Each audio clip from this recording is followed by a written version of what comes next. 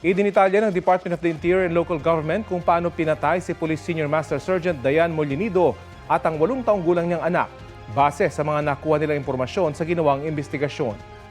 Balitang hatid ni June Veneracion. Sa loob ng bahay na mag-asawang itinuturong mastermind sa Novaliches, Quezon City, pinatay si Police Senior Master Sergeant Dayan Marie Mollenido, Enero 16, alas 11 ng gabi. Makalipas ang 6 na oras, sunod namang pinatay ang 8 taong gulang niyang anak na si John Ismael.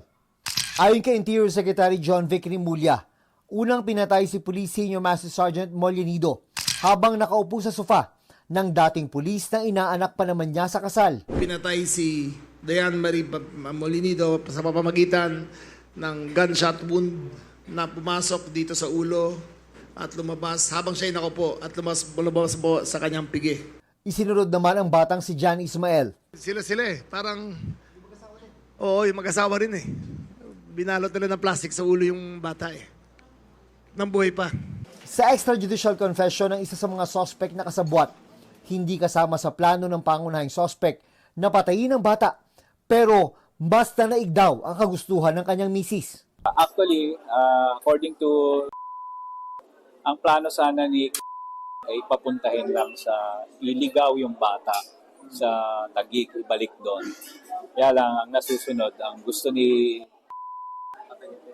isama na kasi makikilala something na gano'n. Habang nangyayari ang krimen, nasa loob din umano ng bahay ang 3 anak ng mag-asawang suspect, pero hindi nila nakita ang aktwal na pagpatay. Sa tulong ng isang kasabwat, isinakay sa isang SUV ang katawan ng mag-ina para itapon. Isinama pa umano ng mag-asawa ang kanilang mga anak sa biyahe habang sakay ang mga bangkay. Ang plano nila, alika, bakasyon muna tayo sa Baguio. Ayun ang sinabi sa mga bata. Pero along the way, nung night time nila, umikot sila, didispose sila yung mga katawan. Merong, psychopathic criminal tendencies talaga kasi anong klaseng utak ka na meron? Anong klaseng puso ka na meron? Na pati anak mo, sasama mo sa disposal. Sa Pulilan, Bulacan, natagpuan ang labi ng babaeng pulis noong January 24, habang sa Victoria, Tarlac, natagpuan ang anak niya noong January 29. Sa ngayon, 4 ang itinuturing na suspect at hawak na ng mga otoridad. Ang mag-asawang itinuturong utak sa krimen at 2 kasabwat. Sa videong kuha nung arestuhin ang mag-asawang pangunahing suspect, ay todo tanggi ang babae na naroon siya sa lugar ng krimen, bagamat napanood niya umano ang pagpatay via video call. Sa videong ito ay idiniin niya ang mister ni Mollenido, pero ngayon ay person of interest na lang ang turing rito. Pinaluhod niya po si Ninang. Saan? Nagpapakaawa si Ninang sa kanya. Pinaluhod niya si Ninang. Ayon naman sa extrajudicial confession ng babaeng kasabwat, bago pa ang krimen ay pinaghandaan na ito. May kwento doon yung 15 pa lang, parang meron ng mga biniling mga garbage bag at kinobera na yung supa. Ibig sabihin, parang nagpaplano na sila. Lumalabas sa investigasyon na onsehan sa transaksyon ng sasakyan ang isa sa posibleng motibo sa krimen. Ahente ng sasakyan ng babaeng pangunahing suspect. May gusto umanong bilhing SUV Montero ang biktima, kaya siya nagbigay ng down payment na 550,000 pesos sa mag-asawa.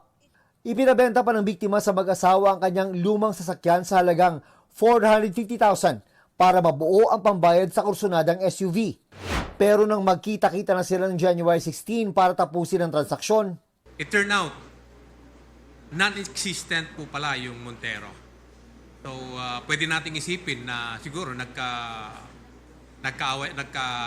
nagalit siguro. So, yun ang tinitignan natin na isa sa mga dahilan siguro bakit binarel si ano.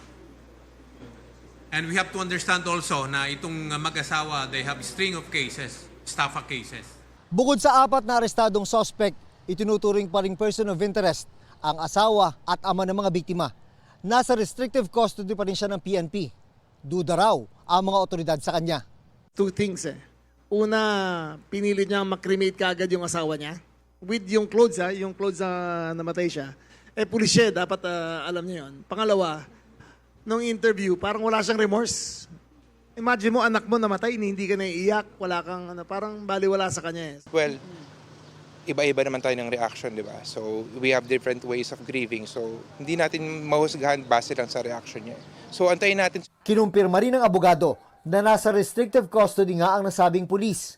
Matapos, madrop ang reklamo dahil iniurong ng kapatid ng biktima.